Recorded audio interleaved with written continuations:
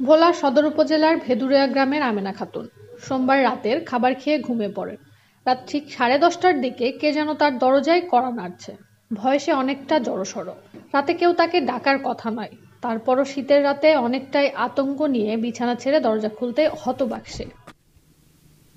মাথায় টুপি, গায়ে জ্যাকেট জড়িয়ে মানুষ দাঁড়িয়ে আছে, হাতে রয়েছে কম্বল। চিনতে না পেরে টানা টানা কণ্ঠে বলে উঠল, কারা আপনারা? সাথে সাথে 2-3 জন যুবক বলে উঠলেন, আমরা আপনার এলাকার সন্তান।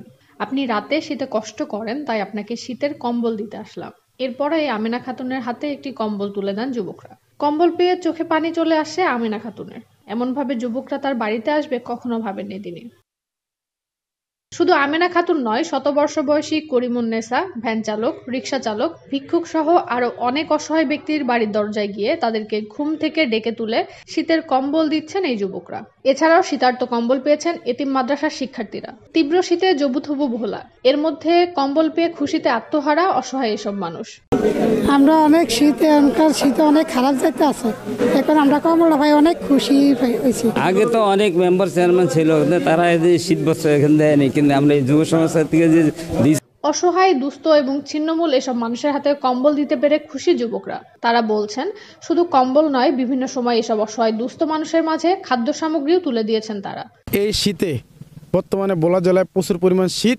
এখন এই শীতে আমরা এতিম ও রিক্সা চালায় ও মাদ্রাসা অসহায় বাচ্চাদের মাঝে শীত বস্ত্র দিতেছি। রিক্সা চালায়, দিনমজুর কাজ করে ও ভ্যান গাড়ি চালায়, রাজমিস্ত্রি কাজ করে, তাদের মাঝে আমরা এই রাইতের আধারে যে তাদের কাছে শীত বস্ত্র পৌঁছিয়ে দিই, যেন তারা যাতে শীত বস্ত্র পেয়ে অন্তত একটু ভালোভাবে থাকতে পারে। শুধু রাতে নয়, দিনের আলোতেও অসহায় দুস্থ মানুষের মাঝে কম্বল বিতরণ করছেন ভেদুরিয়া ইউনিয়ন সমাজ কল্যাণ সংস্থা।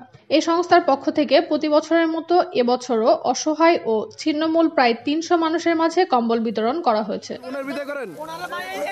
যুবকদের হাতে গড়ে তোলা ভেদুরিয়া ইউনিয়ন সমাজ কল্যাণ সংস্থার এমন উদ্যোগে খুশি স্থানীয়রা। তারা বলছেন, যুবকদের এমন উদ্যোগ সত্যি প্রশংসিত।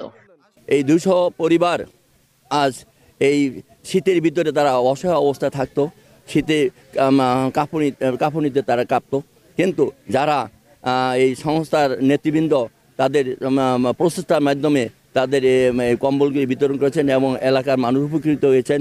এই জন্য আমরা সংস্থাকে ধন্যবাদ জানাই। দ্বীপের মূল ভূখণ্ড পেরিয়ে কম্বল নিয়ে নদীর মাঝে জেগে ওঠা চরের মানুষের কাছেও ছুটে গিয়েছেন পরিবর্তন যুব উন্নয়ন সংস্থা নামের আরেকটি সংগঠন। এই চরের প্রায় 1/2 মানুষের মাঝে বিতরণ করা হয়েছে শীতার্ত বস্ত্র। মেঘনা নদী পাড়ি দিয়ে চরের অসহায় মানুষের হাতে কম্বল তুলে দিতে পেরে খুশি সংগঠনটির সদস্যরা। ভেদুরিয়া ইউনিয়ন সমাজ কল্যাণ সংস্থার পক্ষ থেকে আমরা বিগত 3-4 দিন যাবৎ কম্বল বিতরণ করে যাচ্ছি। এই শীতের ভিতরে আমরা অসহায় মানুষের দ্বারে দ্বারে যেয়ে এবং মাদ্রাসায় শিক্ষকের পরামর্শ নিয়ে যারা অসহায় আছে তাদেরকে আমরা কম্বল পৌঁছে দিতে আসি। শুধু শীতবস্ত্র নয়, রোজার ঈদে ইফতার সামগ্রী ও সমাজে ঝরে পড়া অসহায় শিক্ষার্থীদের পড়ালেখার খরচও বহন করা হয় সংগঠনটির পক্ষ থেকে।